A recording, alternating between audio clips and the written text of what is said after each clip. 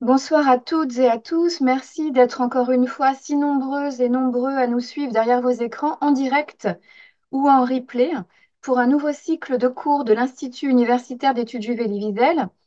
Il y a quelques années, l'Institut Elie Wiesel et la Fondation Jacques Toledano décidaient de créer la chaire Jacques Toledano pour le dialogue des cultures sous l'égide de la Fondation du Luxembourg. Cette création institutionnelle, au caractère inédit dans le monde académique, vise à développer des enseignements et à initier un programme de recherche sur l'étude des transversalités entre les civilisations juives et arabes dans l'espace méditerranéen, mais aussi dans le reste du monde. Après les massacres du 7 octobre, plus que jamais, la programmation de la chaire Jacques Toledano pour le dialogue des cultures de l'Institut Elie Wiesel s'impose, car l'accession au savoir est un rempart contre les haines et l'obscurantisme. Le cycle de 4 cours de Gabriela Bensour qui débute ce soir sur le thème de ce que le judaïsme doit à l'islam s'inscrit dans cette mission de mettre en relief non pas ce qui éloigne, mais ce qui rapproche les civilisations du livre. Nous savons que la formulation du titre a dérangé et même heurté des fidèles de l'Institut Elie Wiesel qui nous l'ont signalé. Il faut savoir que ce titre a été choisi en juillet dernier, avant les événements funestes qui nous ont plongés dans un état de sidération dont nous avons du mal à sortir.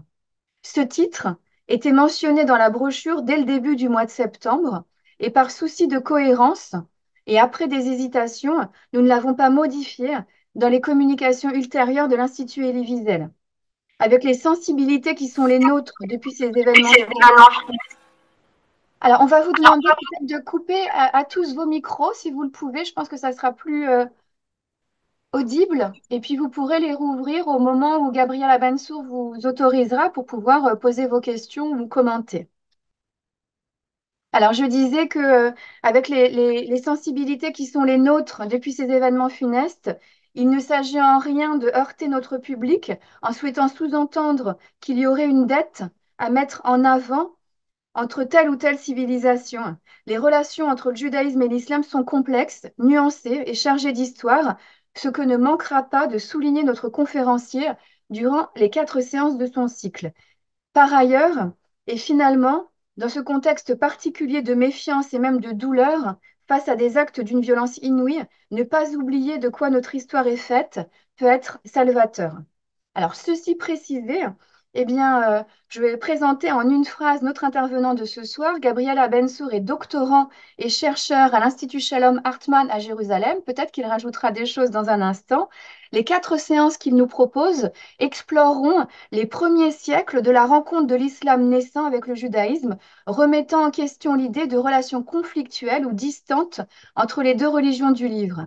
Gabriela Bensour nous expliquera notamment l'influence de la civilisation islamique sur la liturgie, la poésie juive et même la pensée halachique de rabbins médiévaux.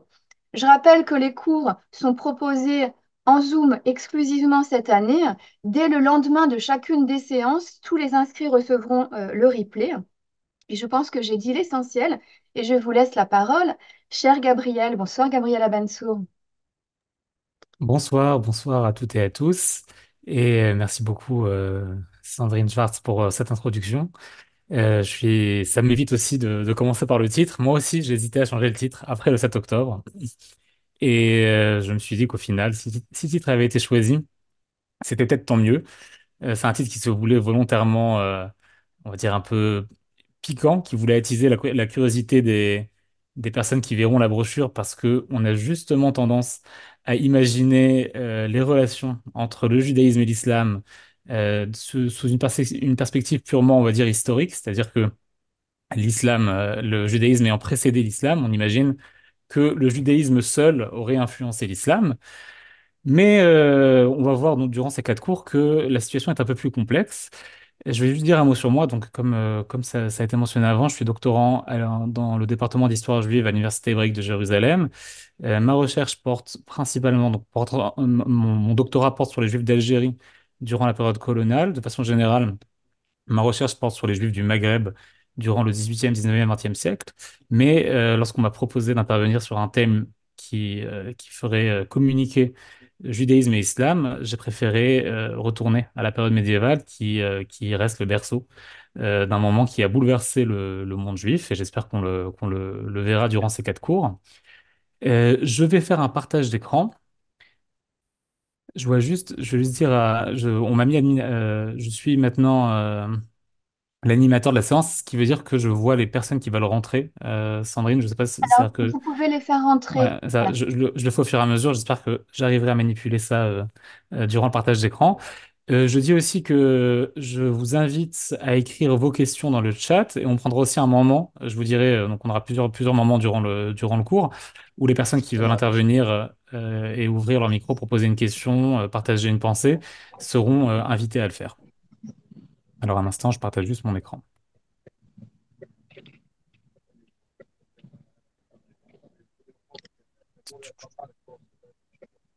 Ok, j'espère que C'est parfait. le partage est visible, super. Alors, je vais commencer avec une introduction parce que donc c'est un premier cours on va avoir une session de 4 cours et c'est le premier avec une introduction qui va être aussi historique. On va quand même répéter les dates importantes. Je sais qu'une partie d'entre elles sont connues, une partie d'entre elles sont moins connues. On va essayer d'expliquer un peu la situation en fait dans laquelle se trouvait le judaïsme juste avant l'émergence de l'islam et la rencontre des premiers siècles entre le judaïsme et l'islam. J'invite aussi les gens qui ont un micro allumé à le fermer parce que sinon j'entends en arrière-plan.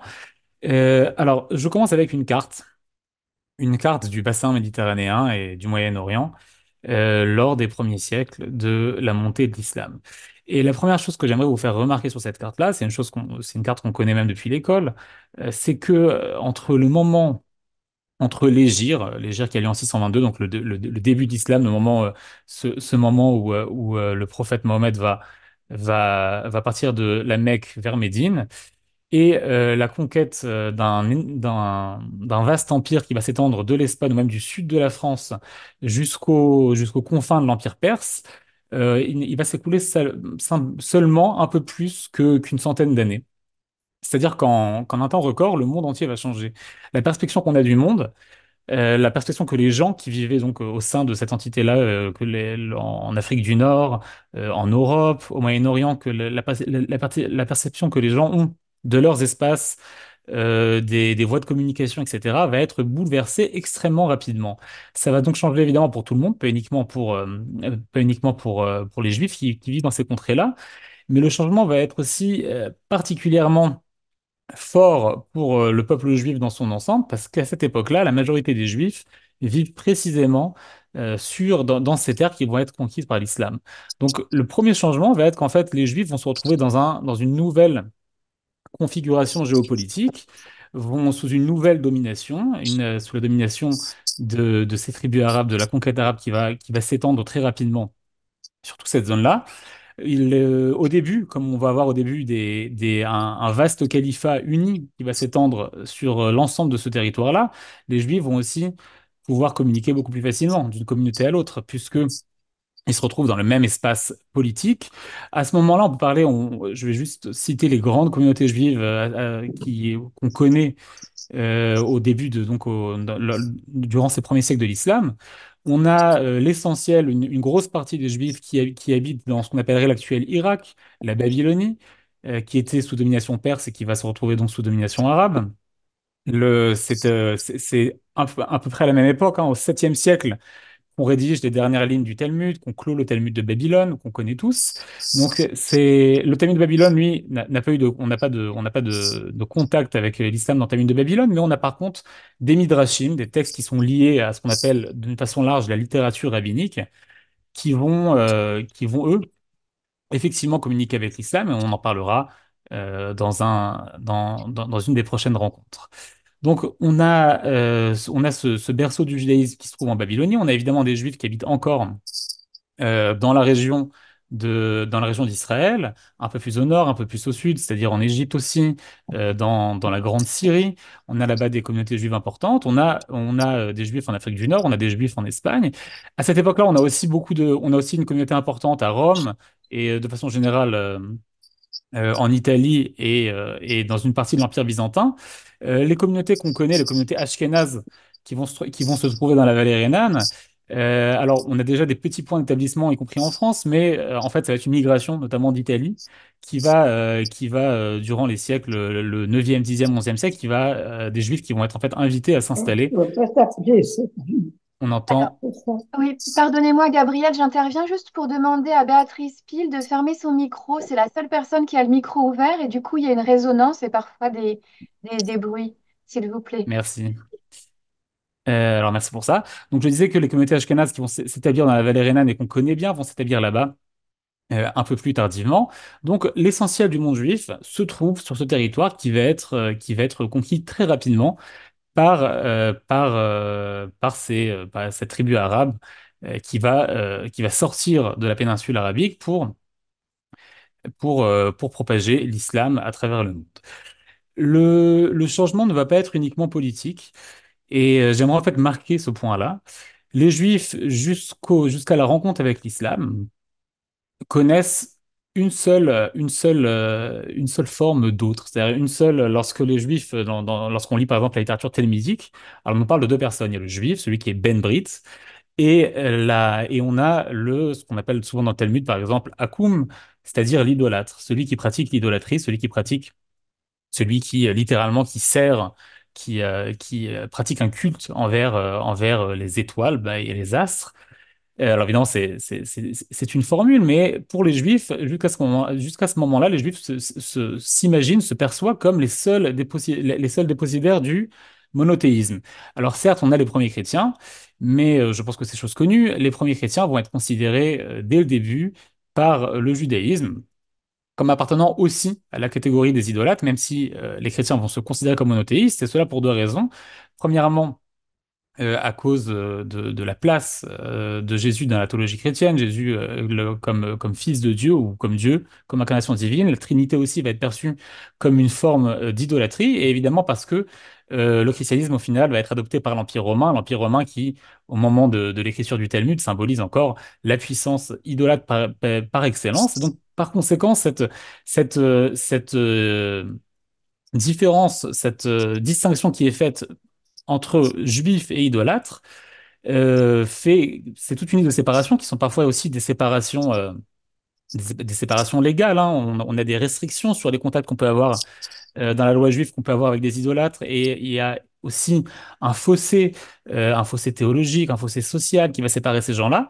Et lorsque les juifs vont rencontrer l'islam, un des changements qui va se produire, c'est que pour la première fois, ils vont se trouver face à un monothéisme qui va être après coup, qui va être décrit par plusieurs figures rabbiniques, comme Maïmonide par exemple, comme un monothéisme pur.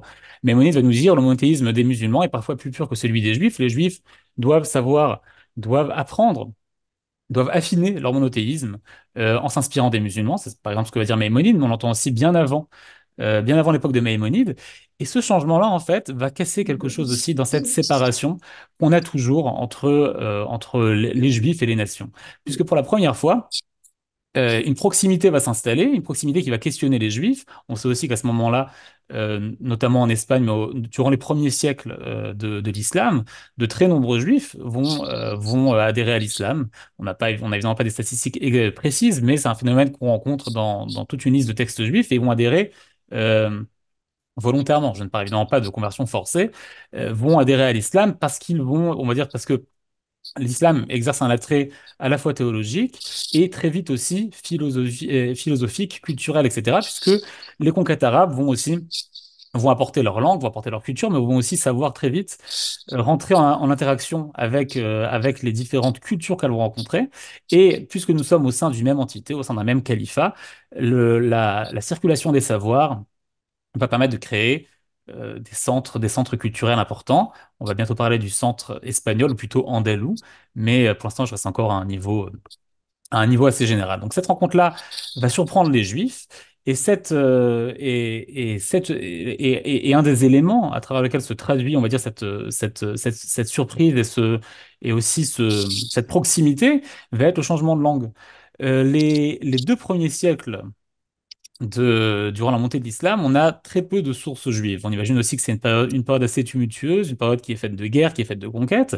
Donc on a très peu d'écrits. Mais dès le IIIe siècle, lorsque les premiers califats sont bien établis, notamment dans la zone qui est aujourd'hui l'actuel Irak, où on va fonder là-bas Bagdad, qui va être la capitale, on note que des communautés juives fleurissent et que ces communautés juives-là, y compris leurs rabbins, ont changé de langue.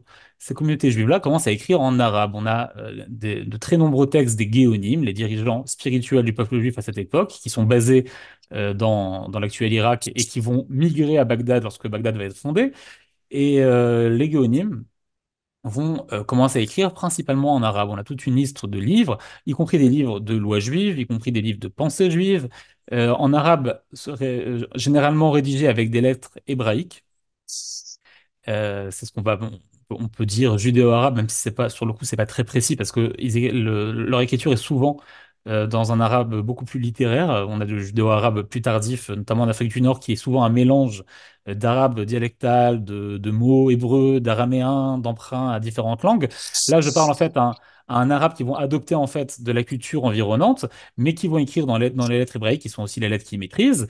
Et ces écrits-là nous prouvent aussi qu'au sein de ce califat, c'est la langue que les Juifs parlent, c'est aussi la langue que la plupart des Juifs comprennent, puisque de moins en moins de Juifs maîtrisent l'hébreu. Ça, on le sait aussi, parce que on va commencer à traduire, notamment à traduire la Torah, à traduire la Bible en arabe. Saadia Gaon, une des figures les plus importantes je pense, un célèbre nom et aussi l'un des premiers théologiens et philosophes juifs, va traduire l'ensemble de la Torah en arabe afin de la rendre beaucoup plus accessible aux communautés juives. Donc tous ces changements-là se passent à cette époque-là.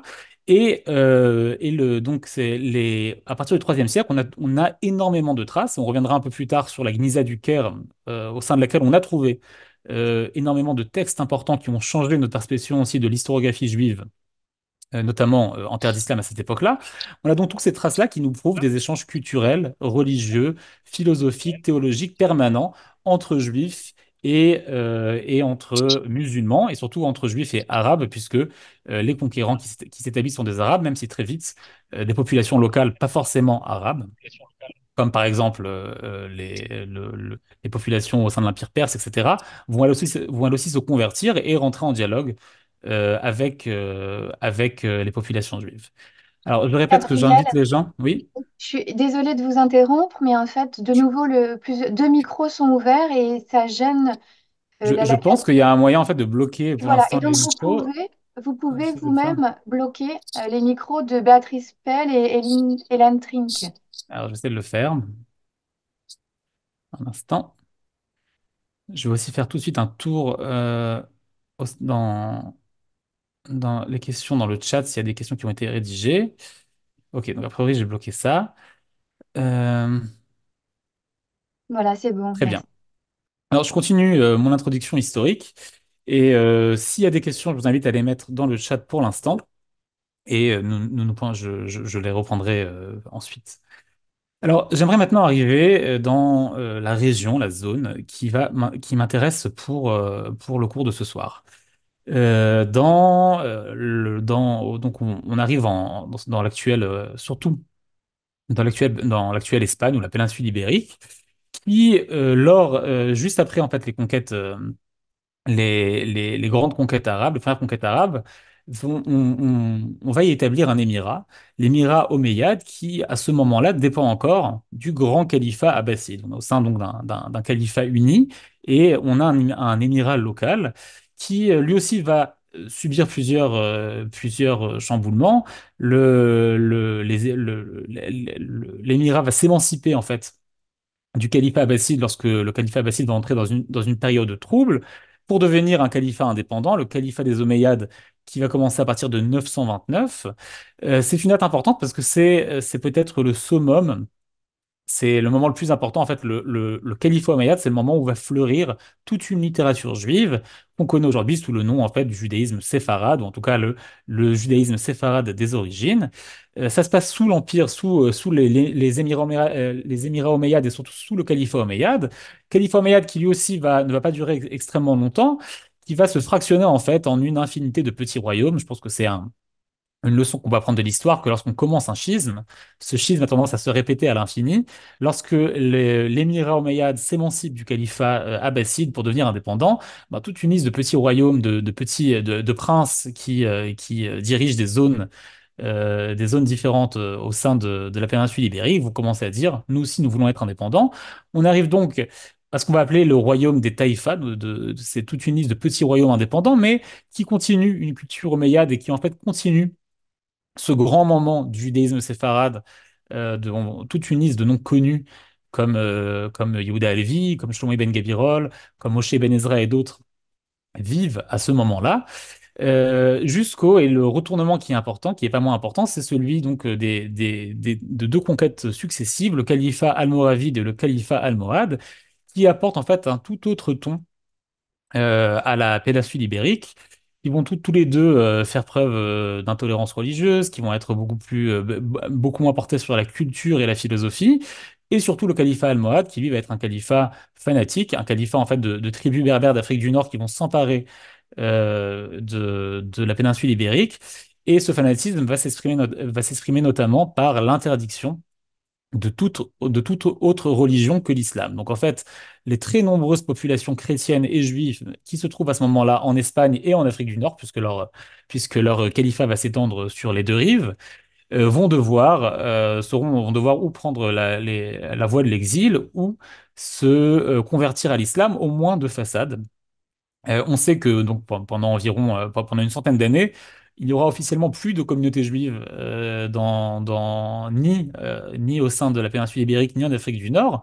Et pourtant, dès que les Juifs ont à nouveau le droit de citer dans ces régions-là, des communautés émergent un peu partout, ce qui nous prouve qu'en fait, les Juifs s'étaient surtout convertis de façade durant cette période-là, et les communautés continuaient à être établies et à perpétuer des traditions. C'est aussi un moment, je le dis en parenthèse, c'est pas un sujet qu'on va traiter, mais c'est à ce moment-là en fait que Maïmonide va quitter donc Maïmonide qui naît qui vit dans le califat almohade et qui va en fait s'enfuir vers l'Égypte, notamment pour ces raisons-là, puisqu'il ne peut pas pratiquer le judaïsme ouvertement lorsqu'il se trouve au sein du califat almohade, et avec une question historique qui n'a jamais été tranchée, qu'a fait Maïmonide durant les années où on sait où il a vécu à Fès, sous le califat almohade, quelle religion pratiquait-il ouvertement? Est-ce que Maïmonide s'était converti de façade à l'islam pendant un temps donné? Une question qui n'a pas été tranchée enfin, qui est débattue hein, encore aujourd'hui par la recherche. Ce qu'on sait, c'est que Maïmonide va défendre cette pratique-là. On a plusieurs textes, mais surtout une lettre importante envoyé aux Juifs du Yémen. Encore une fois, on note la circulation au sein des différentes régions sous domination musulmane. Et dans cette là, Maïmonide va dire aux Juifs du Yémen, vous avez le droit de vous convertir à l'islam, en tout cas une conversion de façade, si on vous y force. Si on vous y force, vous n'êtes pas obligé ni de mourir en martyr, ce qu'on appelle Kiddush Hashem, vous n'êtes pas obligé de mourir plutôt que d'accepter la conversion parce que l'islam n'est pas une idolâtrie, et vous n'êtes même pas obligé de vous exiler si cela est trop compliqué, on va dire, nécessite un prix trop lourd à payer pour vous. Alors, j'arrête ici cette introduction qui reste très historique et j'aimerais commencer le sujet de la poésie, mais s'il y a une question importante ou quelque chose que quelqu'un a besoin de savoir à ce moment-là, je vous invite à ouvrir le micro et à la poser. Et sinon, on continue vers le sujet de ce soir, à savoir la poésie séfarade.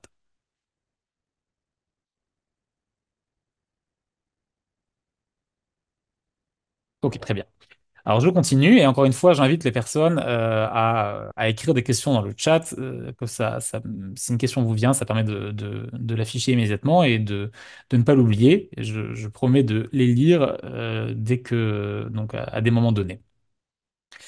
Alors avant de rentrer dans la question, excusez-moi, je suis allé trop vite. Avant de rentrer dans le sujet de la poésie séfarade, j'aimerais quand même revenir, parce que encore une fois, nous sommes dans un cours introductif, j'aimerais revenir sur un débat historiographique qui existe jusqu'à aujourd'hui, un sujet qui est débattu tant au sein de la recherche ou qui fait polémique tant au sein de la recherche qu'au sein parfois même des familles, dans les discours que les gens connaissent, la question en fait de ce qu'on va appeler l'âge d'or l'âge d'or espagnol. Cet âge d'or a-t-il existé? L'âge d'or andalou? Y a-t-il eu un âge d'or, notamment c'est une représentation parfois un peu utopique d'une Espagne des trois religions où vivaient en harmonie parfaite les juifs, les chrétiens et les musulmans sous domination musulmane à l'époque des Omeyyades. Alors j'aimerais juste dire un mot sur ce mythe-là parce que c'est important aussi pour comprendre de quoi on parle et aussi pour nous rappeler à la fois la complexité de l'histoire et à la fois les usages, notamment politiques, qu'on peut faire de l'histoire. Alors, à quel moment est né le mythe de l'âge d'or espagnol? Je pense que c'est quelque chose qui est un peu moins su. Ceux qui vont le créer, ce sont en fait des historiens juifs allemands au 19e siècle qui ont eux-mêmes leur propre enjeu. Je vous ai mis ici la photo d'un des plus importants, hein, de Heinrich Gretz, un des fondateurs de ce qui va être l'histoire juive, l'histoire du peuple juif et aussi une des personnes qui va forger ce mythe de l'âge d'or espagnol. Alors, que nous dit ce mythe exactement? Donc, en fait, ces historiens-là vont se pencher sur l'époque espagnole, sur l'époque andalouse, sur notamment à l'époque du califat omeyyade, vont noter une production juive intellectuelle, culturelle, théologique extrêmement importante, une production complètement qui fait en fait, durant, on va dire, depuis la clôture du Talmud jusqu'à l'époque moderne, fait figure d'exception, un lieu exceptionnel où les Juifs ont pu travailler leur culture, échanger. Notamment avec les cultures environnantes, créer de nouveaux genres littéraires, de nouveaux genres de développer des nouvelles pensées, de nouvelles idées qui n'avaient jamais eu lieu jusqu'à là.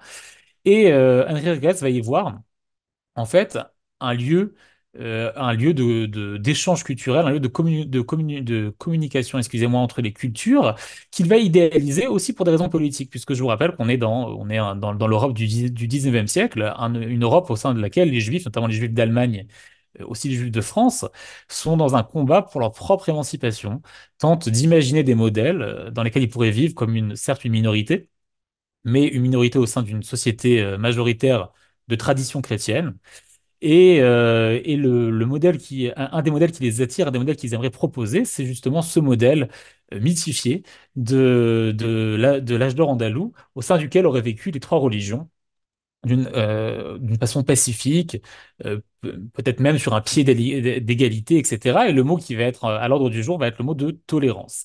C'est précisément ce mot-là qui fait polémique, parce qu'en réalité, c'est un concept assez anachronique. Jusqu'à aujourd'hui, c'est un mot qui fait débat. Je vous ai mis ici le livre de Maria Rosa Menocal, qui est peut-être la dernière historienne. C'est un livre qui est sorti au début du 21e siècle. La dernière historienne à avoir défendu en fait cette thèse de la culture de la tolérance au sein de l'Espagne médiévale, thèse qui a été très critiquée encore récemment notamment par une historienne française, Tixier du Mesnil, et aussi par d'autres historiens comme Glick, qui notent notamment et qui pointent du doigt notamment l'erreur ou l'anachronisme de l'usage du mot de tolérance, un mot qui n'est pas connu à cette époque, un mot qui n'est pas utilisé, et c'est surtout on va dire une politique qui n'existe pas. Qu'est-ce qu'on peut dire sur le statut des Juifs à l'époque, notamment à l'époque des Omeyyades? D'abord qu'il est extrêmement changeant, muant, qu'il n'est pas constant. Ça dépend c'est quelque chose qui change de prince en prince, de dirigeant en dirigeant, selon les humeurs de chacun. Mais on peut aussi dire que c'est au sein de l'émirat des Omeyyades qu'on va forger le statut de dhimmi, c'est-à-dire le pacte d'Omar. Et là aussi, je pense qu'il y a une certaine incompréhension lorsqu'on utilise ce mot-là, notamment le mot de dhimmi, puisqu'on a tendance aujourd'hui à le voir comme un statut essentiellement dégradant les juifs et les chrétiens comme étant inférieurs au sujet musulman au sein du royaume, comme étant sujets à toute une liste de vexations, d'impôts, d'interdits, etc. Alors tout cela est vrai, mais c'est plus complexe. Pourquoi? Parce que c'est aussi la première fois que, par exemple, pour les juifs, que les juifs vont avoir un réel statut.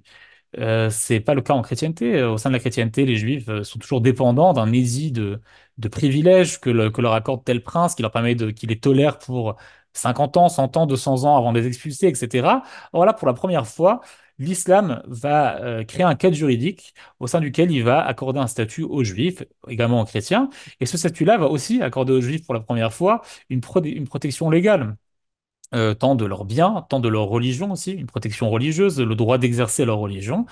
Et ce qu'il faut aussi ajouter, c'est qu'en réalité, une bonne partie des restrictions imposées aux Juifs ne vont quasiment jamais être appliquée.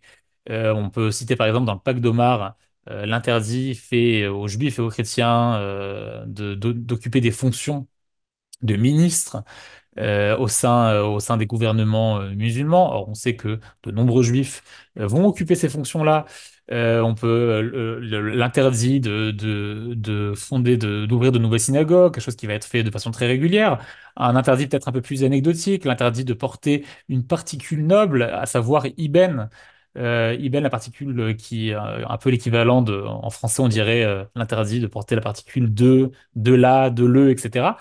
Et pourtant, de très nombreux juifs espagnols, on les connaît, s'appellent Ibn quelque chose, Ibn Gabirol, Ibn Ezra, etc. Moi-même, mon nom de famille c'est Abensour, mais en fait à la base c'est Tibensour, un nom qui a survécu à travers les siècles au sein des pays arabes, depuis l'Espagne jusqu'au Maroc.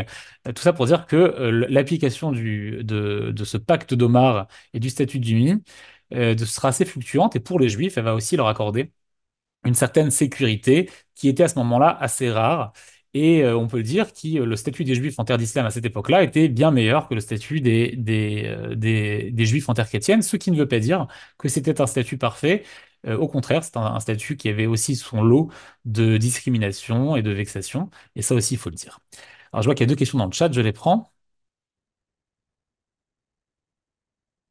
Alors, question de Milena, existe-t-il des textes juifs sur cette transition linguistique vers l'arabe, ce que la langue arabe peut apporter, révéler de l'hébreu? Alors, on va en parler un peu plus après sur cette transition-là. La question est parfaite. On va y venir un peu plus tard durant cet échange-là. Et je prends aussi la question de Pierre Ayache. Quel est le rôle des Berbères dans l'islamisation du Maghreb et la conquête de l'Espagne et du Portugal?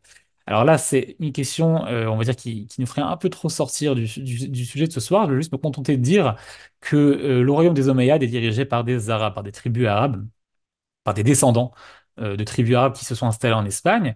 Mais effectivement, en fait, on sait que des tribus berbères vont résister au début à la conquête arabe, donc après leur chute, des tribus qui s'étendaient aujourd'hui sur l'actuelle Algérie, le Maroc, etc., vont se convertir, ces tribus-là vont se convertir à l'islam.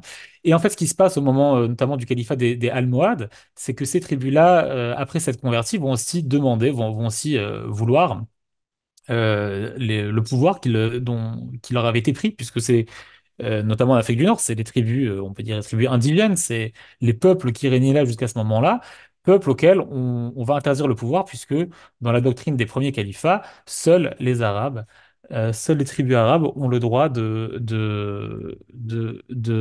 diriger les...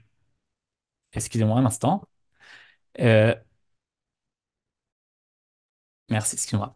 Je disais, à ce moment-là, seules les tribus arabes ont le droit seuls des descendants arabes ont le droit d'occuper des fonctions de calife, d'émir, etc. Donc les Almohades, en fait, vont faire un renversement, un des premiers, vont prendre le pouvoir et vont établir un califat berbère, qui sera aussi un califat particulièrement fanatique au niveau religieux.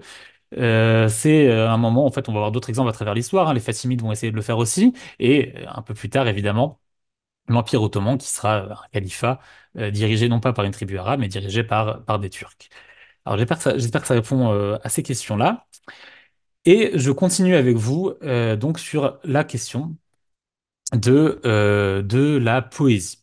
Alors, le thème de ce soir, donc, qu'est-ce que le judaïsme doit à l'islam? Aujourd'hui, j'aimerais parler de la poésie séfarade, en fait, des changements qui sont liés à l'usage de la langue hébraïque, au développement de la langue hébraïque, des changements qui vont impacter le judaïsme à cette époque-là, à l'époque médiévale, mais jusqu'à nos jours aussi, puisque notre liturgie juive en est imprégnée, et même l'hébreu moderne s'est largement inspiré de ce modèle en fait, de ces premiers pas, de cette première fondation qui a été faite durant l'Espagne médiévale.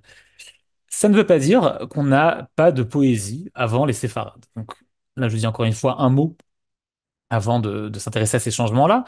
On a évidemment de la poésie biblique. On connaît dans les textes bibliques, on a des livres entiers qui sont des livres poétiques, comme les psaumes, comme le Cantique des Cantiques, comme des textes, des passages poétiques, comme par exemple dans le livre de l'Exode qu'on lit en ce moment dans la synagogue, lors de la sortie, après l'ouverture de la mer Rouge et lors de la sortie des Hébreux, on a un célèbre chant qui s'appelle la Shiratayam, le chant donc de cette sortie-là. Mais il suffit de lire cette poésie pour voir que c'est une poésie beaucoup plus, on va dire, beaucoup plus primitive, avec une métrique bien moins développée que celle qui va se développer après à l'époque médiévale. C'est une poésie qui a surtout qui a deux caractéristiques principales. D'abord les parallélismes. Prenez, je vous cite par exemple la Shiratayam. On a le verset Zeeli ve'anveu Elohe avi ve'aromemeu. Voici mon Dieu, je l'embellirai, le Dieu de mon père, et je l'élèverai. Donc ces parallélismes entre donc une phrase toujours séparée en deux parties. On a aussi un hébreu archaïque souvent utilisé dans les formes poétiques qui est en fait un marqueur de poésie. Encore une fois, si je prends dans la Shiratayam pour les hébraïsants parmi vous, on dit, ou ceux qui connaissent ce texte-là, qui sont peut-être surpris justement par ces mots qu'ils ont du mal à comprendre, parce qu'on dit Yochalemo Kakash, Yochalemo, ici qui veut dire ils seront consumés, ils seront développés, ils seront engloutis comme de la paille. Yochalemo, on ne connaît pas cette terminaison en hébreu en général. En fait, Yochalemo, c'est une terminaison plutôt archaïque, puisque c'est l'équivalent de Yochalem. Et dans cet usage, c'est, si vous voulez, un registre on sait être plus ancien et qui est aussi un registre plus élevé de l'hébreu qu'on retrouve dans les psaumes, qu'on retrouve dans d'autres textes, lorsqu'on dit l'amo à la place de l'am, etc. Donc des indicateurs de poésie. À part ça, à part ces deux outils principaux, on a beaucoup de mal à différencier la poésie de la prose dans les textes bibliques. C'est écrit sans vers, sans strophe, sans rime, souvent sans rythme. Et donc ça, c'est, si vous voulez, l'état de la poésie biblique, qui reste aussi une poésie qui est évidemment surtout religieuse. C'est-à-dire que les textes, les thèmes sont religieux. On a quelquefois des poésies un peu plus, on va dire, un peu plus militaires, comme le chant de Déborah qu'on a et qui est un chant plus militaire, un chant de victoire militaire. Mais c'est, on va dire, la littérature poétique juive se résume pendant très longtemps à cela. Après la clôture de la Bible, on va avoir une autre production poétique, mais qui elle aussi va rester très limitée et qui reste aussi toujours liturgique. C'est-à-dire, c'est des textes de prière, une partie des textes qu'on récite encore jusqu'à aujourd'hui au sein de la prière juive. Et ces textes-là aussi, tant au niveau des thèmes qu'au niveau de la forme, vont rester assez limités dans leur usage de l'hébreu.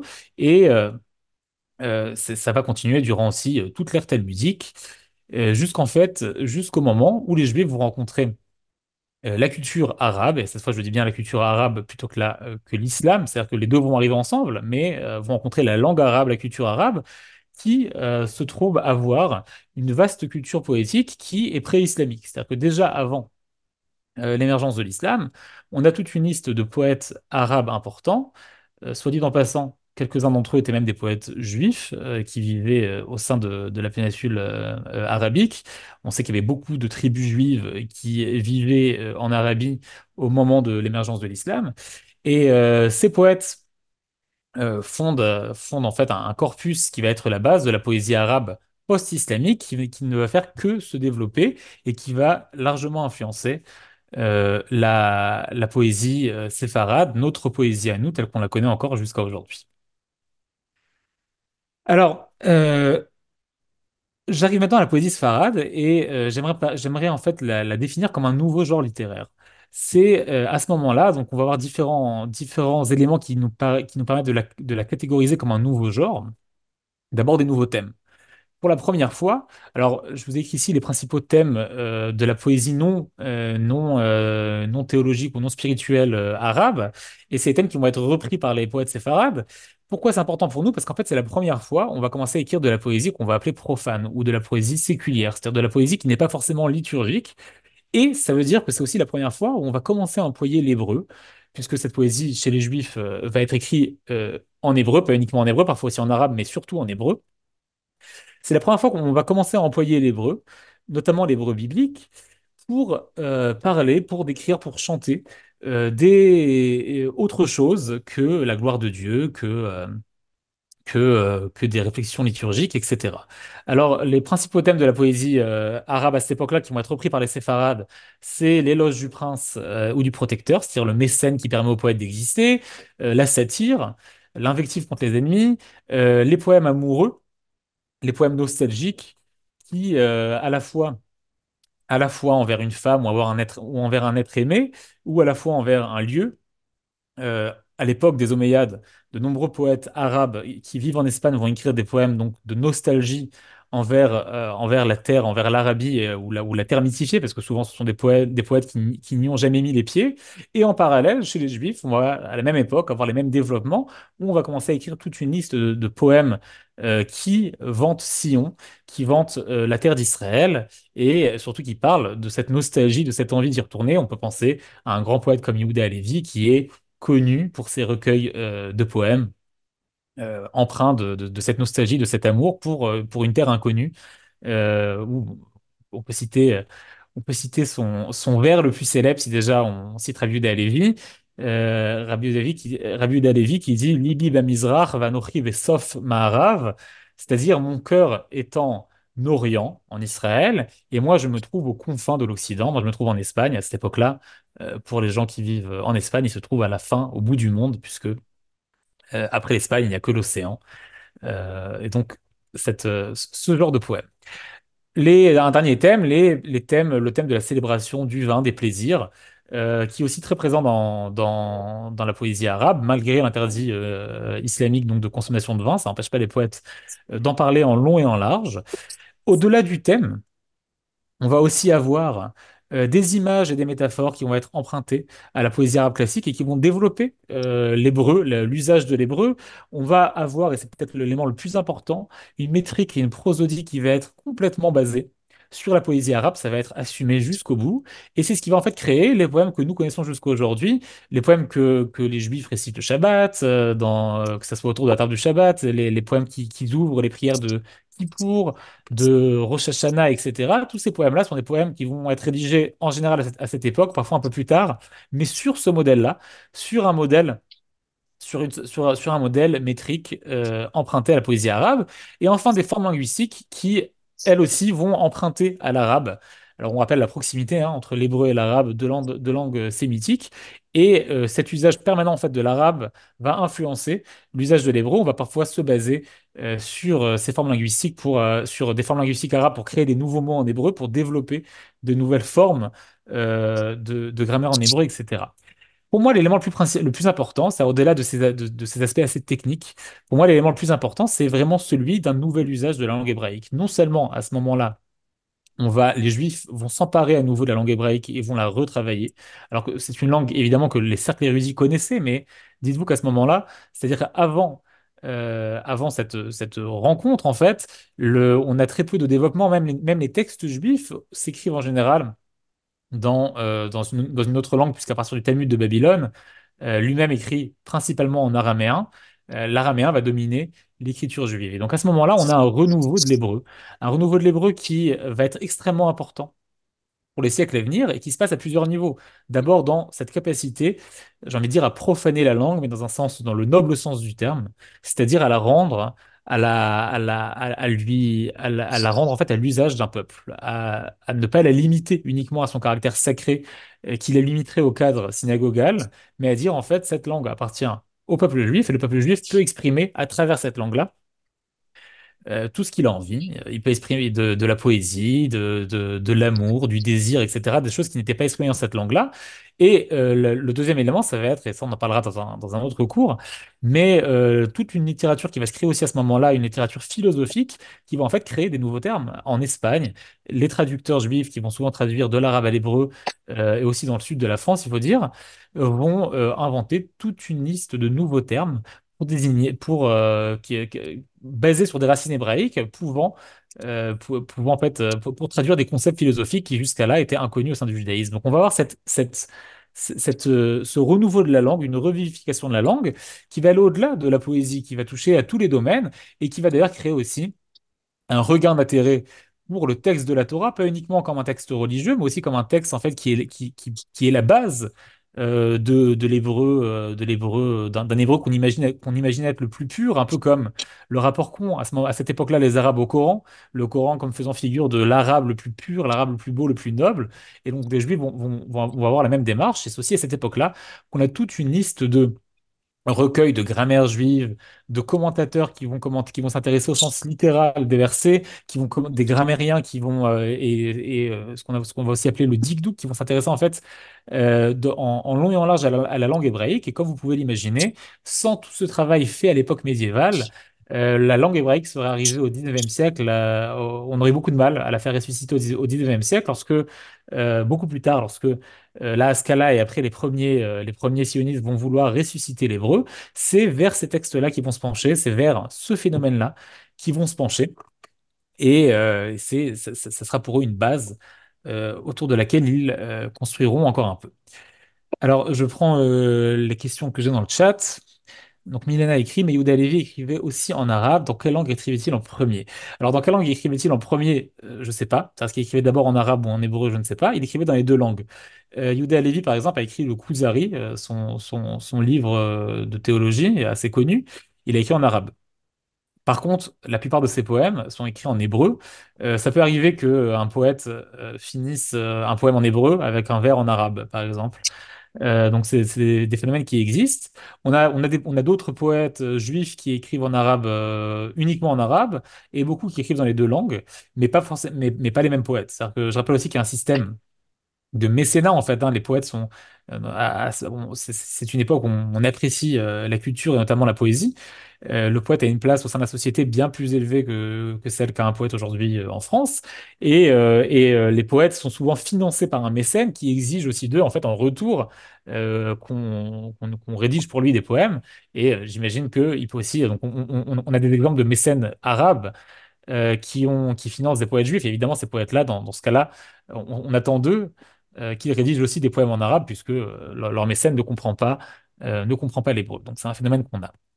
Alors, je vous ai amené quelques exemples de poèmes qui sont à mes yeux des poèmes surprenants, des poèmes qui apportent quelque chose d'autre, qui nous donnent une autre vision de ce qu'a été la civilisation séfarade, et aussi une autre vision de l'époque médiévale, des choses qu'on ne s'attend pas à trouver au sein d'un judaïsme médiéval, et encore moins sous la plume de figures qui sont parfois de figures rabbiniques importantes qu'on connaît jusqu'à aujourd'hui, comme des penseurs importants du judaïsme ou comme des rabbins importants. La traduction en français, c'est la mienne. Je ne promets pas qu'elle soit fameuse, mais j'essaie de rendre le plus littéralement possible le texte en hébreu. Évidemment, on perd toute la métrique et toute la beauté de la forme. Et j'aimerais en fait les commenter avec vous, réfléchir un peu avec vous donc en fait sur l'originalité de ce genre de production. C'est évidemment des petits exemples qui nous disent quelque chose de beaucoup plus large sur l'emploi de l'hébreu à cette époque-là, sur la place de la culture à cette époque-là, et aussi sur les échanges culturels entre ces auteurs et le monde et la culture arabe qui les entoure. Alors, le premier poème que je vous ai apporté, c'est un poème de Samuel ibn Nagayla, qu'on appelle souvent chez les Juifs Shmuel Anagid. C'est une figure en soi, une figure passionnante, qui vit en plein au sein de ce qu'on appelle donc cet âge d'or espagnol, qui lui-même est ministre et chef des armées. Il dirige une armée.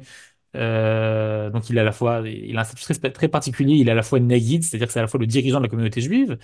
Il est également rabbin et il est également chef militaire.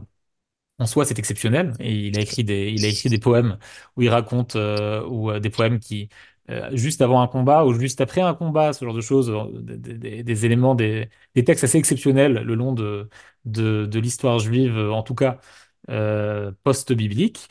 Et je vais apporter ici un texte dont j'aime beaucoup l'hébreu, mais j'aime aussi le contenu. Je trouve que le contenu a quelque chose d'intéressant. Je le lis avec vous d'abord en hébreu. Même pour les personnes qui ne comprennent pas un mot d'hébreu, je vous invite à écouter les sons, à écouter la musique du poème. Encore une fois, un poème qui est basé sur les métriques arabes, et on peut l'entendre.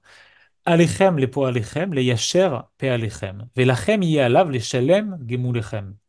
Ve'al be'avodato tevalu yemotechem. Aval et asu lael, ve'itim asu lachem. תנו לו חצי היום וחציו למעשיכם, ואל תיתנו פוגת ליין בלילכם, וכבו מאור הנר ואורו בחוסיכם, וקוצו בכל שרים ושירו בנבליכם. ואם אין בקבר שיר וחמר וחבר, אוי, Ptaim yezeh chelkechem me'amalechem. Dans sa traduction assez littérale, je vais expliquer les éléments intéressants qu'on a dans ce poème-là. Nous dit Ibn Agrila, à vous d'agir avec droiture envers votre Créateur et à lui de vous rétribuer. Mais que vos jours ne s'usent pas non plus à son service. Consacrez un temps à Dieu et que le double soit pour vous. Cédez-lui une demi-journée et que l'autre soit pour vos actes, et dans vos nuits que le vin ne cesse. Lorsque vacille la flamme des bougies, veillez à ce qu'il flamboie encore dans vos verres. Lorsque s'arrêteront vos chansons, que dans les outres résonne son clapotis. Car dans la tombe, il n'y a ni chant, ni vin, ni compagnie, hélas, simplez, que cela soit votre portion pour votre labeur. On a un chant ici, un chant presque hédoniste, hein, écrit par un rabbin, qui commence avec une phrase, une ouverture qui nous invite à agir avec droiture envers votre créateur, mais qui très vite change de ton.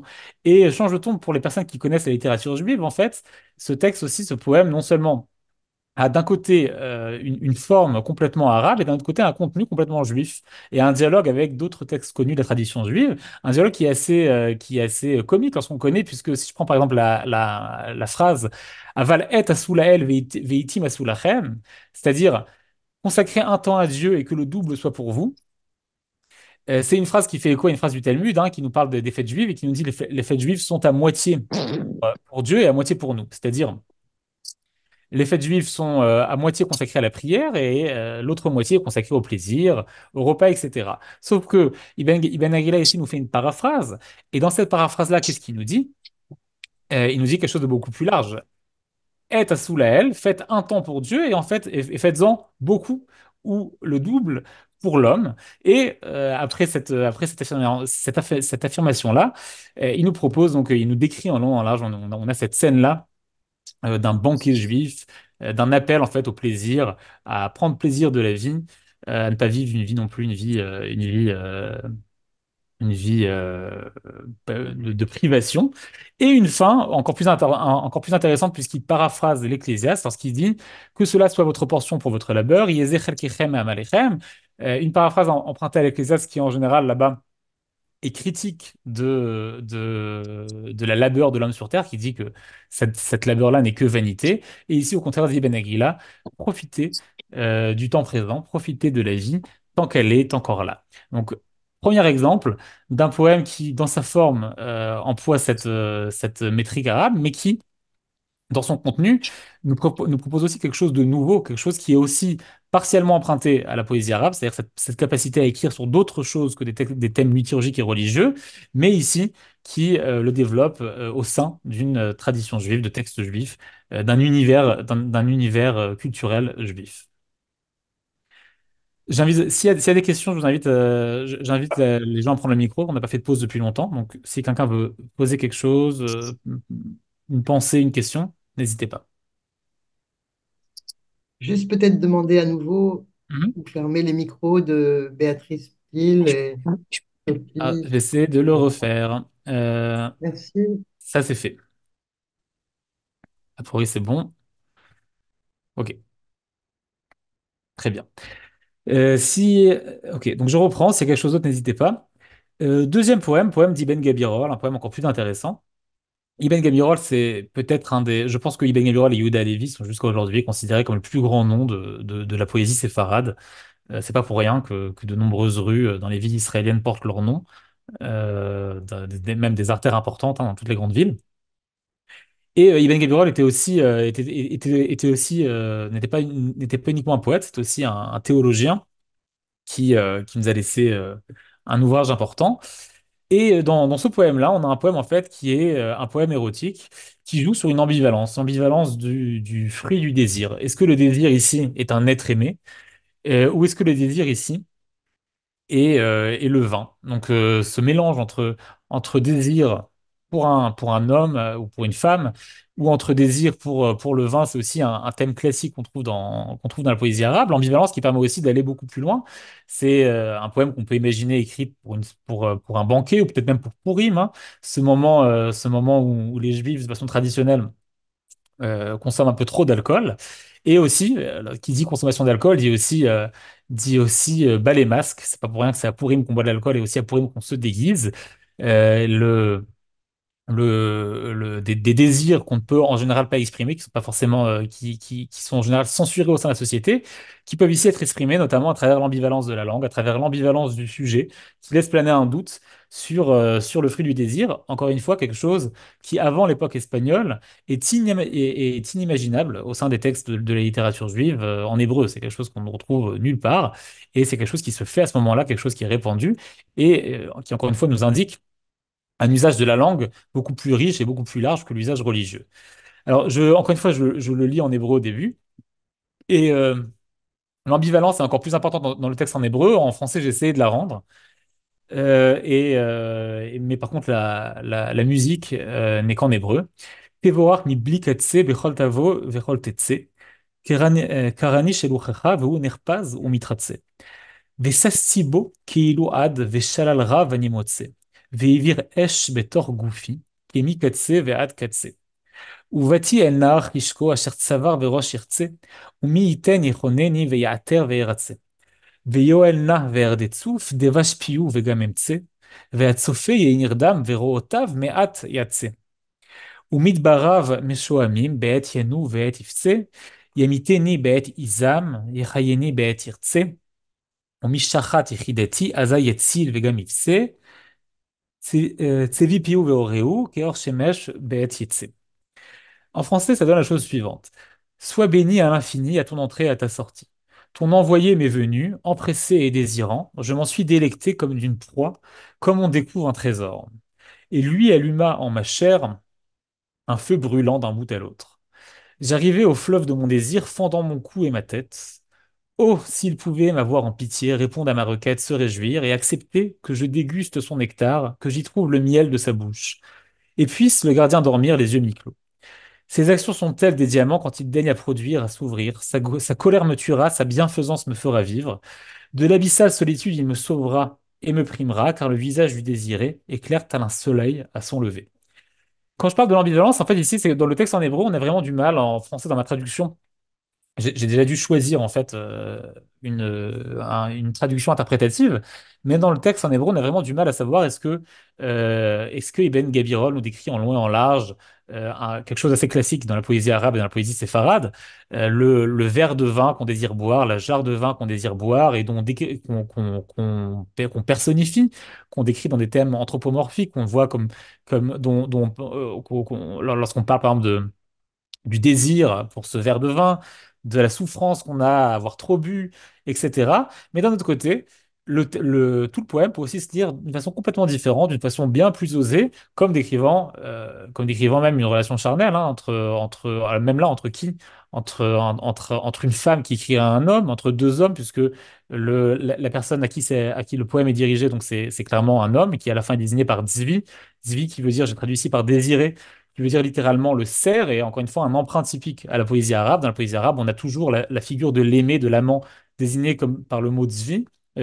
En arabe, c'est un autre mot, je l'ai oublié d'ailleurs, mais par le mot cerf, et la figure de la femme aimée, désignée par le mot de biche ou de gazelle, qu'on retrouve aussi dans la poésie séfarade par les thèmes de Ayala ou Ya'ala, les thèmes qui veulent dire donc les équivalents juifs.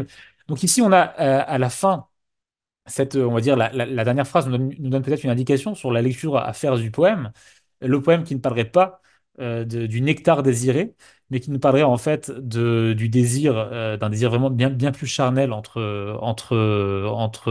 l'auteur et la personne, oui, effectivement, Razala pour la gazelle, mais je ne me rappelle plus comment on dit excusez-moi, je commente la remarque de Catherine reçue sur le chat. C'est effectivement Razala la gazelle, mais je ne me rappelle plus le thème pour désigner l'homme, le cerf en français. Donc, je dis donc cette ambivalence, encore une fois, du poème. Un poème qui évidemment, ici, est fait pour faire monter le plaisir du public qui écoute ce poème-là, puisque les poèmes étaient souvent lus, récités lors de banquets, lors de fêtes. Et évidemment, l'ambivalence ici qui permet de dire des choses qu'on n'oserait pas dire d'une façon dévoilée, mais qui forcément émoustille les personnes présentes, exactement au passage comme ce vin que les personnes sont en train de consommer, sont en train de consommer et qui lui aussi émoustille leur sens. J'ai apporté un troisième poème, mais je vais le sauter parce que je vois qu'il nous reste. L'heure est déjà tardive, il nous reste une demi-heure et j'aimerais arriver à un autre sujet. Donc, je vais sauter le poème de Tadros Aboulafia, qui est aussi un poème intéressant. Et j'aimerais arriver à la figure de Moshe Ibn Ezra et à un ouvrage que Moshe Ibn Ezra a rédigé à cette époque-là et qui nous indique, qui peut-être est, on va dire, le témoignage le plus flagrant de ces échanges culturels entre juifs et culture arabe, notamment sur la question de la langue. Alors Moshe Ibn Ezra est né en 1055, à la fin du califat omeyyade. On est déjà après la chute du califat omeyyade, mais dans ces petits royaumes, les taïfas. Et Ibn Ezra va aussi lui-même traverser en fait les conquêtes almoravides qui vont le faire fuir sa Grenade natale pour émigrer vers le nord. Mais malgré tout, Ibn Ezra va rester extrêmement influencé par les doctrines, par la culture et les doctrines empruntées donc au califat omeyyade, et particulièrement à une doctrine qui était extrêmement importante durant la domination des Omeyyades, qui est la doctrine de l'Arabia. Alors, c'est quoi la doctrine de l'Arabia? Pour le dire très simplement, c'est la doctrine en fait du suprémacisme arabe. C'est-à-dire que le califat omeyyade, il faut se rappeler, on a des dirigeants arabes qui dirigent une population qui n'est pas arabe. Même, on sait que une majorité, enfin une bonne partie de la population, ça dépend à quelle époque on parle, mais une bonne partie de la population sera musulmane. Mais c'est évidemment des gens qui sont des convertis. On a des populations chrétiennes qui vont se convertir à l'islam. Et il y a donc cette séparation ethnique et culturelle entre les dirigeants qui sont issus de la péninsule arabique et les peuples qui eux-mêmes appartiennent à d'autres cultures. Et la doctrine qui va s'établir très rapidement, c'est la doctrine de l'Arabia, la primauté de la culture arabe. Elle a différents éléments. Donc là, je ne vous parle pas de Moshe Ben Ezra, je vous parle de cette doctrine-là. La première, c'est évidemment la valorisation de l'arabité du califat. Seuls des musulmans arabes peuvent diriger le califat, et cela s'explique, ou cela se rationalise par une supposée primauté de leur culture, de leur langue, de leur civilisation.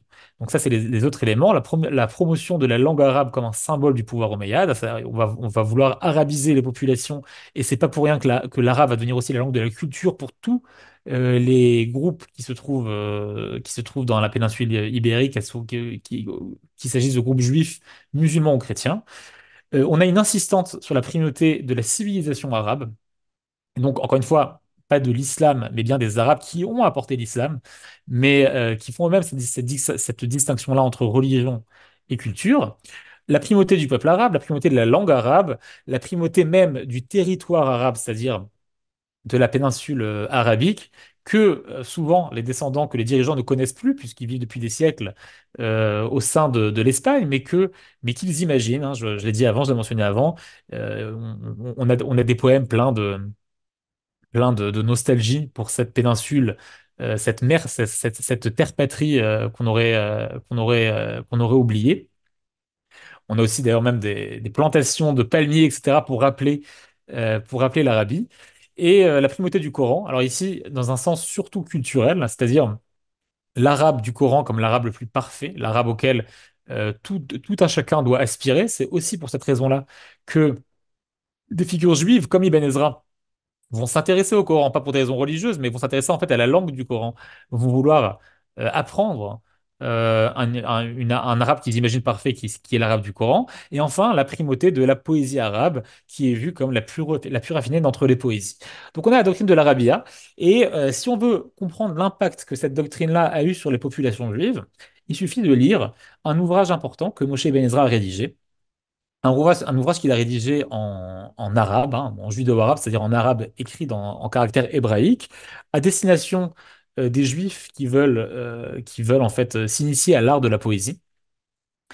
Et dans cet ouvrage-là, donc l'ouvrage lui traite de différents sujets, hein. Il traite d'abord de poésie et de rhétorique. L'ouvrage analyse en long et en large les genres poétiques arabes, notamment ceux qu'on a cités avant.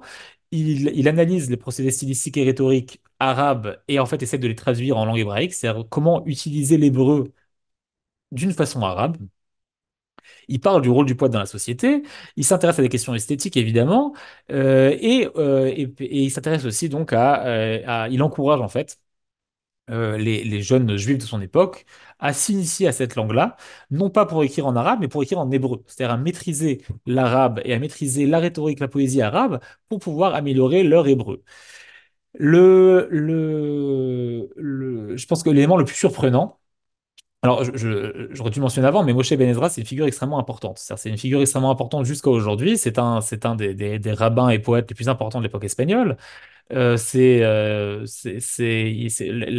Ben Ezra est une famille très importante, mais une partie de ses poèmes ont survécu jusqu'à nous et ont une place, je pense que tout le monde les connaît. Si je vous dis par exemple El Nora Alila, un poème que les juifs séfarades chantent juste avant la Neila ou à l'ouverture de la Neila d'Yom Kippour, c'est Moshe Ben Ezra qui l'a rédigé. Ça vous donne un peu, ça vous donne une idée en fait de sa place au sein de la société. C'est les poèmes les plus importants, certains poèmes les plus importants ont été rédigés par lui.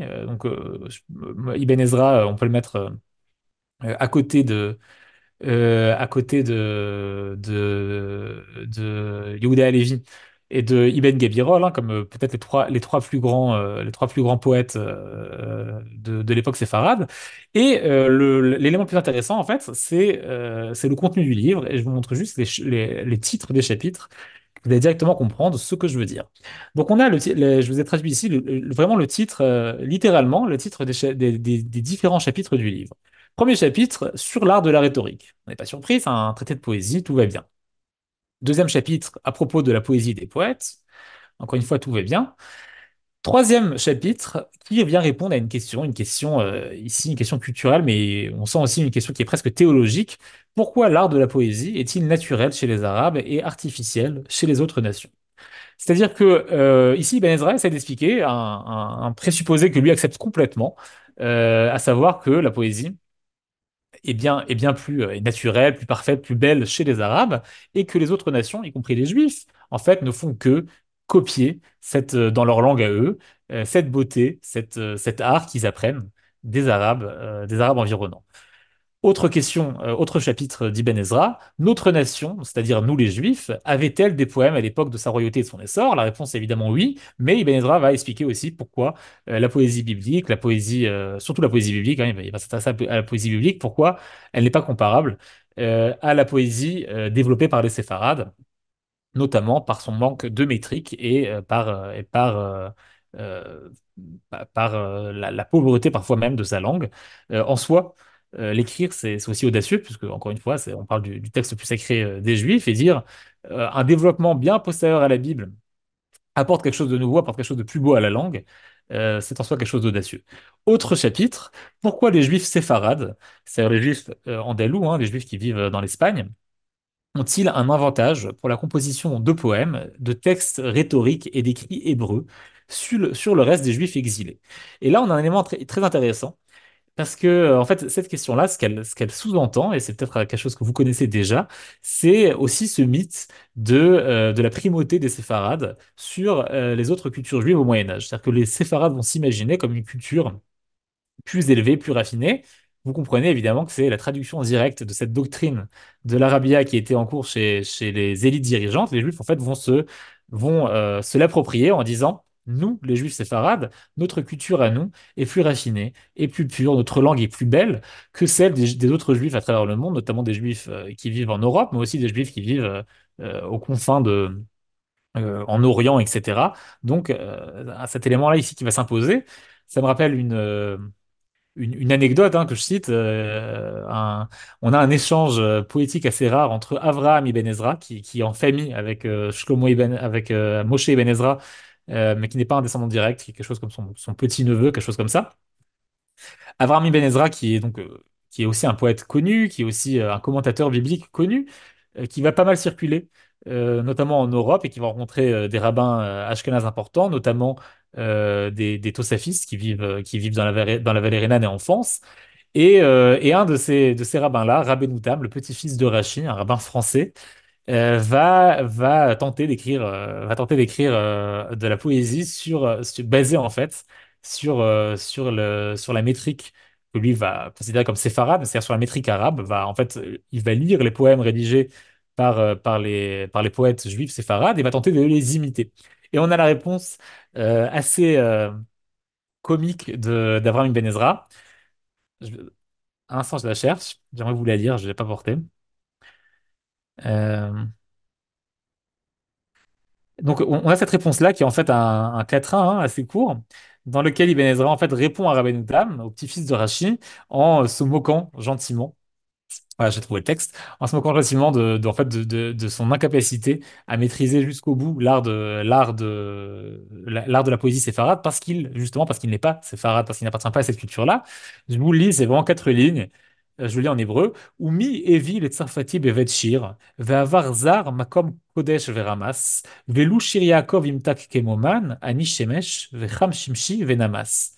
Donc un petit quatrain qui dit la chose suivante. Qui a permis aux Français de rentrer dans l'art de la poésie. Donc ici, le français, c'est évidemment Rabbeinu Tam. D'Avarzar Makom Kodesh Verama, c'est-à-dire, et voilà qu'un étranger pénètre dans le saint et le profane. Autrement dit, le poème n'était pas très réussi aux yeux d'Ibn Ezra. Velu Shir Yaakov Imtak Moman. Et si la poésie, si le poème de Yaakov, Rabbeinu Tam, son prénom c'était Yaakov, si le poème de Yaakov est doux comme la manne, alors moi, je suis un soleil qui le fait fondre et ma chaleur le fait fondre. Donc là, il reprend la métaphore, oui, il reprend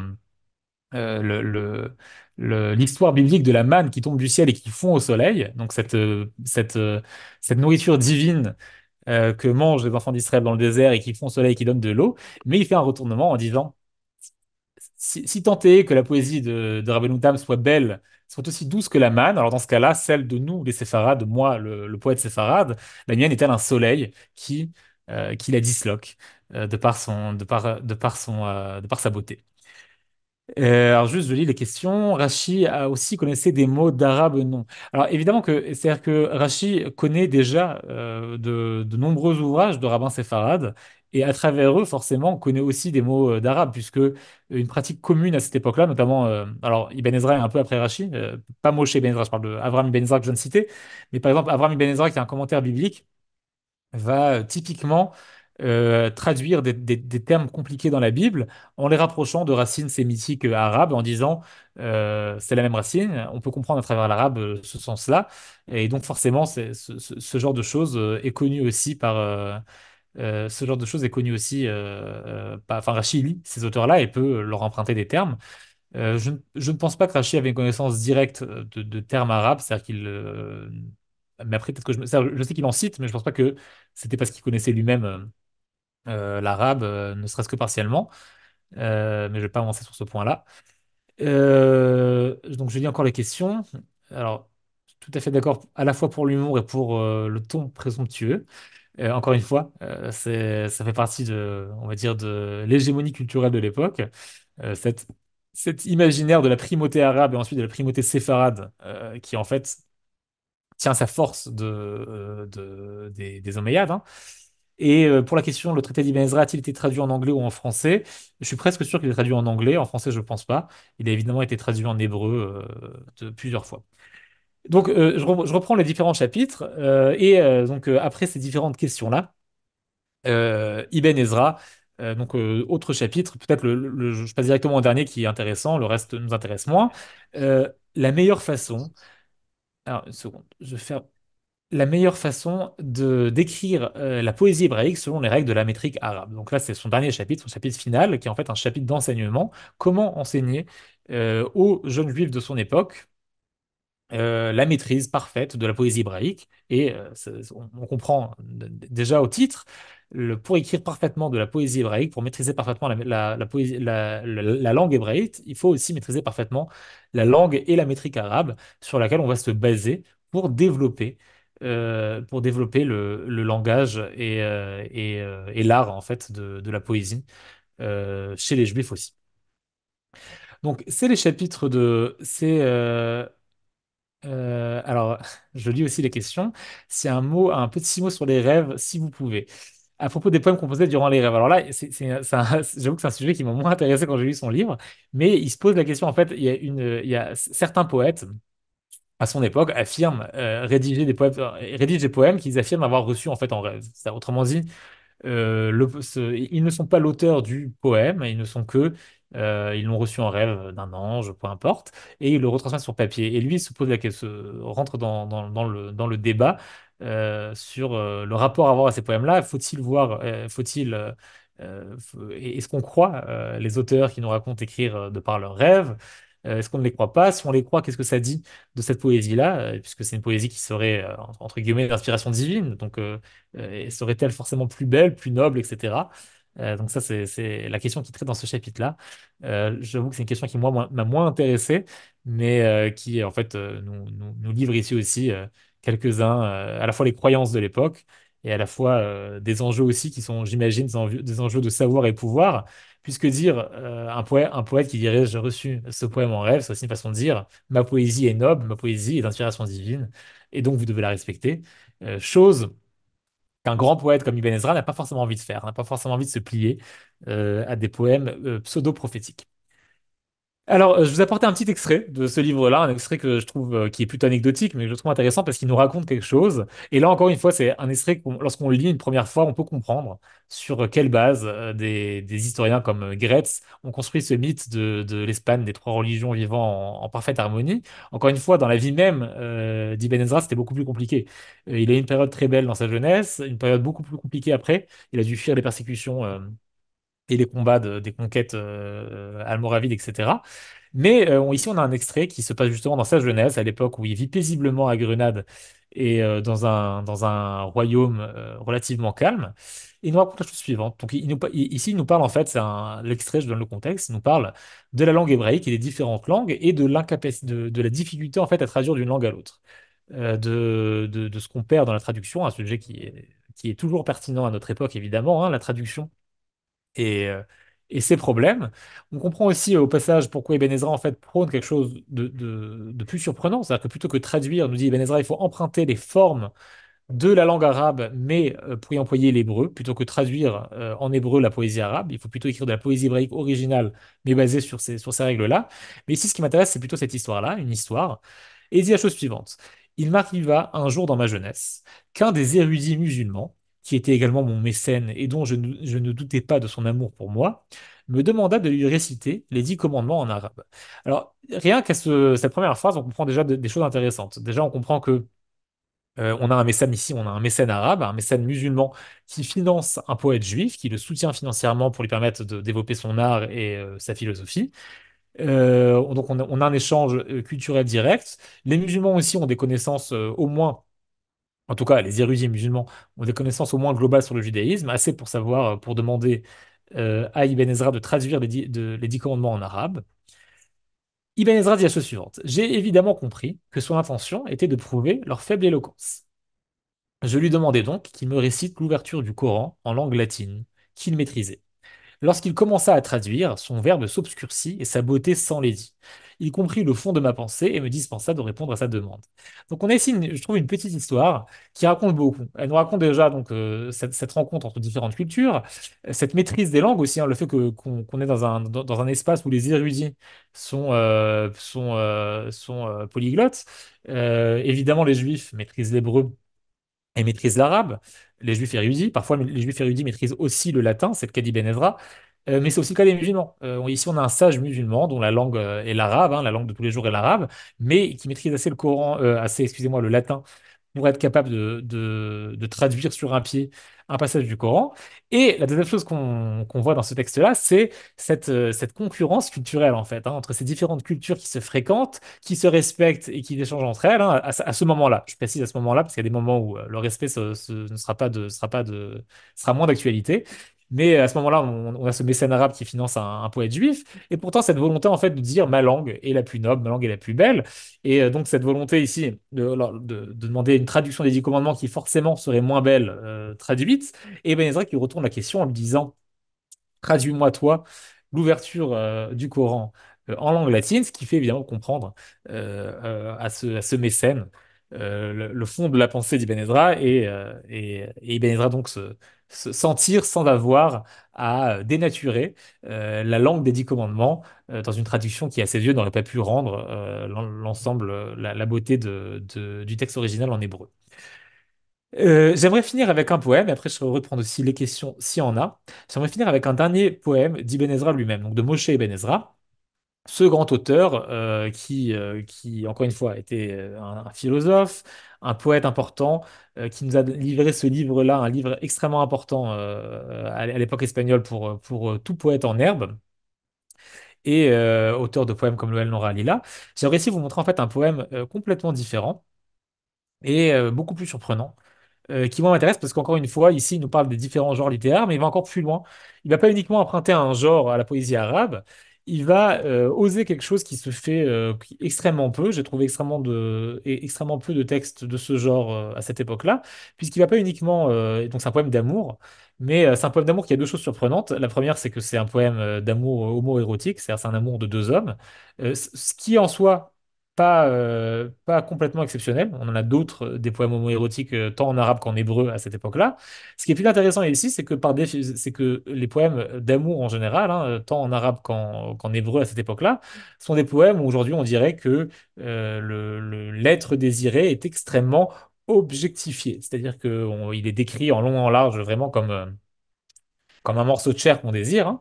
Mais ici, Ibn Ezra va faire quelque chose d'autre. C'est au contraire, il va mettre le sujet au centre du désir. Et je trouve que c'est quelque chose d'extrêmement intéressant. À la fois sa propre personne, ses propres doutes, sa propre volonté, ses propres dilemmes.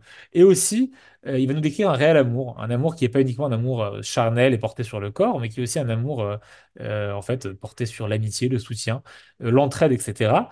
Et il va aussi nous rajouter aussi le regard critique de la société sur cet amour-là qui sur le coup est évidemment un amour interdit à cette époque, même si on sait que c'est quelque chose qui existe et qui est même relativement toléré par la société arabe de cette époque-là. Encore un dernier mot aussi avant qu'on se plonge dans le poème lui-même. On a quelque chose d'intéressant dans le livre que je vous ai cité avant. C'est un livre qui est Ben Ezra écrit à la fin de sa vie. Et dans ce livre-là, donc dans les conseils qu'il prodigue sur la poésie, Ben Ezra raconte aussi avoir écrit dans sa jeunesse des poèmes sur des amours interdits et dit les regretter, puisque avec l'âge, il se renforce dans sa foi religieuse et donc s'excuse pour avoir écrit ce genre de poème. On peut supposer que celui qu'on va lire est un de ces poèmes qu'il regrette. Alors, je vais juste, j'arrive pas à lire le texte en entier parce que chez moi, j'ai une barre de contrôle qui me bloque le texte. Donc, je baisse un instant pour lire juste les deux premiers vers et après, je rouvre à nouveau le plein écran. Teavat levavi ou mahmadeni, ofer le tzidi kos bemini. C'est-à-dire une ouverture typique de la poésie de ces poèmes de désir. Désir de mon cœur, prunelle de mes yeux, mon amant est à mes côtés, ma coupe est dans ma main. Donc là, rien de spécial, hein. Cette description amoureuse qui souvent mélange le vin et l'amant ou la femme aimée. Et maintenant, le texte lui-même. Rabou merivai velo hashmaem, bo atzvi ve'ani achmiem, uzman yirchalem, umavet irem. Bo atzvi kum ve'evrieni, mitsouf sefatecha ve'azvieni. Les belligérants sont nombreux, mais je ne les écoute point. Viens, mon beau, je les ferai ployer. Le temps les détruira, la mort en fera sa pâture. Viens donc, mon beau, lève-toi, sustente-moi. Le nectar de tes lèvres me rassasira. Donc ici, on entend déjà dès le début, dès l'ouverture, la critique sociale on imagine même la scène, hein, un amour interdit qui est critiqué par la société. Et ici, l'auteur qui dit à l'être aimé, ne tient pas compte de ces voix-là, viens et oublions-les. Ça continue par la suite. Lama hinun levavi lama, imba avuchet ubigla lashma, eshge beofier Adonai shama. Aliet levaver, beniv ma'aneni, ishma kashim ou bonaseni. Pourquoi le belligérant entraverait-il mon cœur? Est-ce à cause d'un péché ou d'une faute? Quand je savoure ta beauté, Dieu est là. Ne sois pas contrit par celui qui me torture, voilà mon bourreau, fuyons-le. Alors là, on a aussi une strophe intéressante, hein, puisque ici, on entend les propres doutes, notamment religieux, de l'auteur. C'est-à-dire que en hébreu, c'est encore plus flagrant, hein. Cette souffrance intérieure, pourquoi je souffre? Qu'est-ce qui me dérange? Est-ce à cause d'un péché, à cause d'un amour interdit ici? Et ici, une affirmation qui est extrêmement audacieuse, hein. Eshge beofier Adonai Shama. Quand je savoure ta beauté, Dieu est là. C'est-à-dire une sorte une réponse, hein. Je refuse d'accepter que ce que nous partageons soit un péché. Et pour moi, il y a quelque chose de spirituel, quelque chose de transcendant dans l'amour qui est nôtre. Le texte continue. Nifte vekamnu el betimo, vayet le ol subali et shirmo, laila veoma mani rak imo, efshat begadav yafshiteni, anik sefatav yanikeni. Donc, une description ici, en fait, de la fuite, hein. Puisque nous sommes critiqués, fuyons, allons ensemble. Nous sommes amoureux, nous partons chez sa mère. Il tend l'épaule pour soutenir ma charge. Donc, on a vraiment ici une description d'un amour partagé. Nuit et jour, je n'ai que lui.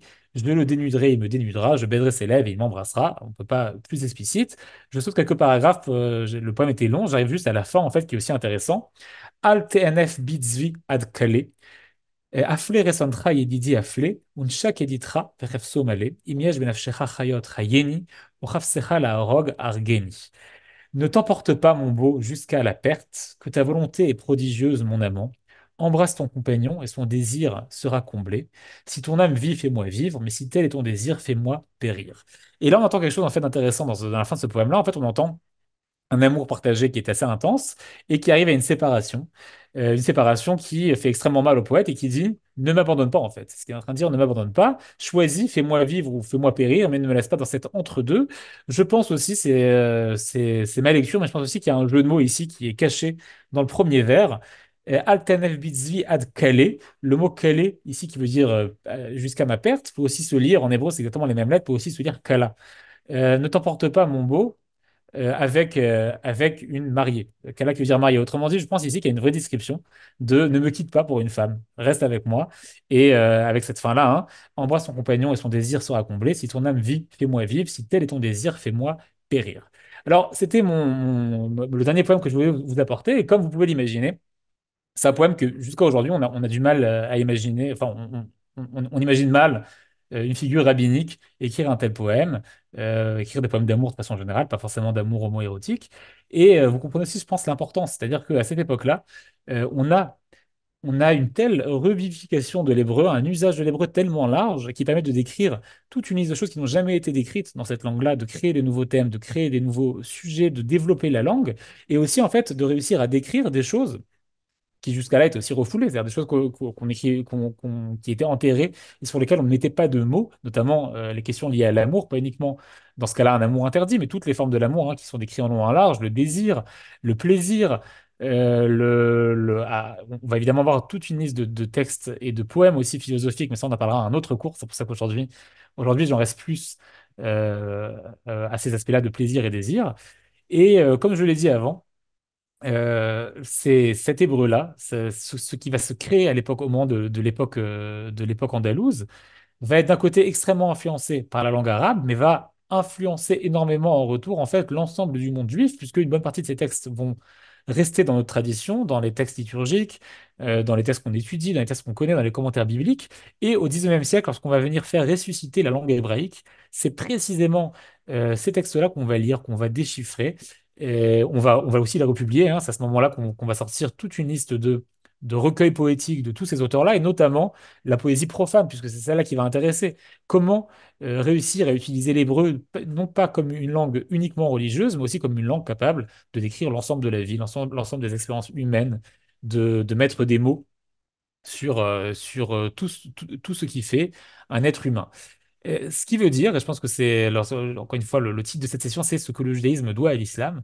Ce qui veut dire que d'une certaine manière, notre hébreu jusqu'à aujourd'hui, en fait, est empreint d'arabe. Et pas forcément de mots arabes, mais empreint de structures, de formes grammaticales,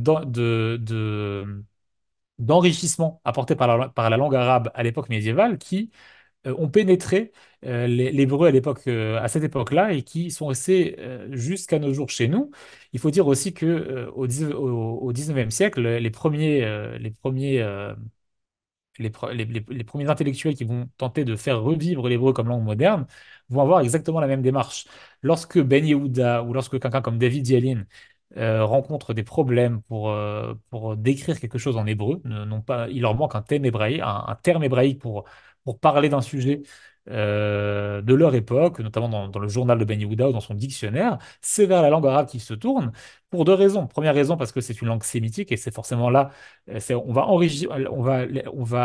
enrichir l'hébreu en regardant les autres langues sémitiques et la langue sémitique principale, si j'exclus le Hamarite des Éthiopiens, c'est évidemment l'arabe, et aussi parce qu'on a un précédent. On a un précédent qui a déjà fait une forme d'adaptation, notamment de certaines structures grammaticales, de l'arabe à l'hébreu, et par conséquent, on le continue. Et c'est pour ça que je dis que notre hébreu moderne, l'hébreu que nous parlons aujourd'hui, et aussi l'hébreu de nos prières, hein, l'hébreu de tous ces textes liturgiques qui ont été écrits à cette époque-là, est un hébreu qui, dans une certaine mesure, est empreint d'arabe, qui n'aurait pas ni cette consonance, ni cette structure, ni cette forme grammaticale si on n'avait pas rencontré l'arabe à cette époque-là. Je m'arrête ici pour ce cours. Je vous invite, j'enlève le partage d'écran et j'invite celles et ceux qui veulent à partager des pensées ou des questions, cette fois avec le micro.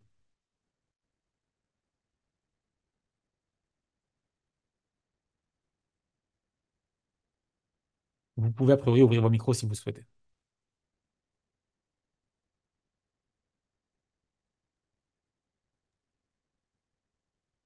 Ouais, Milena? Oui, bah merci beaucoup. Ce que tu soulèves à travers en fait l'héritage de la poésie médiévale et en fait qui est le fondement aussi de la poésie hébraïque jusqu'à aujourd'hui euh, est éminemment politique. Et je me demande en fait ce que cette poésie et ce que ton cours pourrait peut-être désamorcer et apporter aujourd'hui dans le clivage qui existe en Israël et notamment aussi le non-apprentissage de la langue arabe, euh, que ce soit à partir du primaire et jusqu'à la fin du lycée. Alors, c'est un thème extrêmement large auquel je ne vais pas répondre, même si je suis tout à fait d'accord de la pertinence de la question.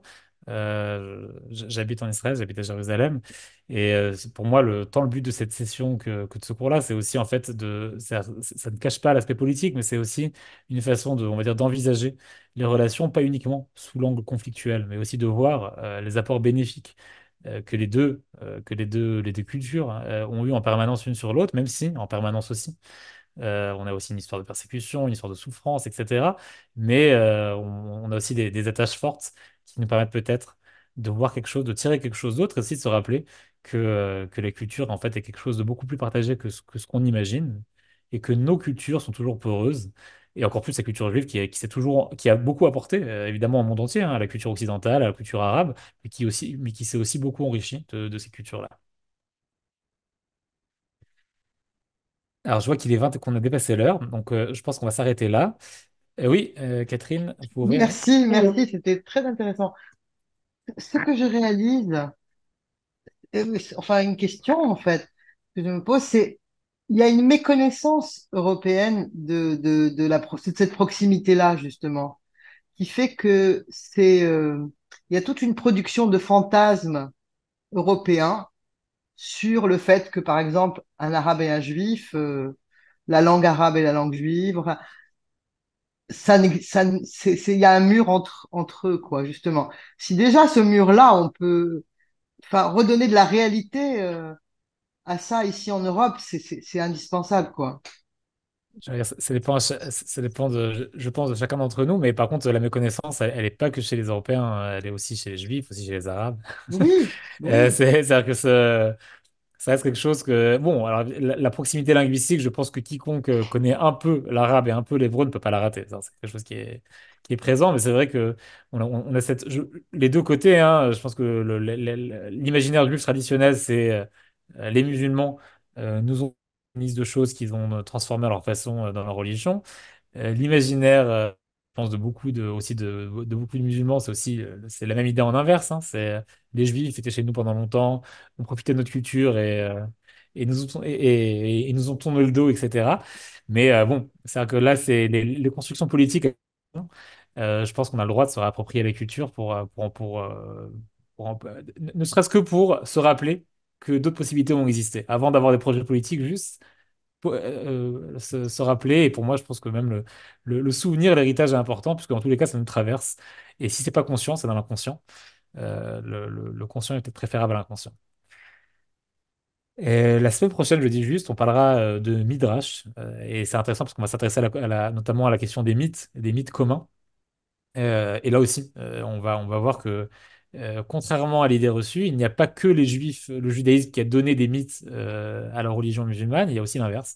Il y a aussi des mythes musulmans, des façons de penser musulmanes qui sont rentrées dans les textes midrashiques, qui sont les textes, les textes qui nous parlent, qui mettent en avant justement toute une liste de traditions juives et de mythes juifs, notamment sur des personnages bibliques. Merci à vous d'avoir été là ce soir et ben, je vous dis à la semaine prochaine.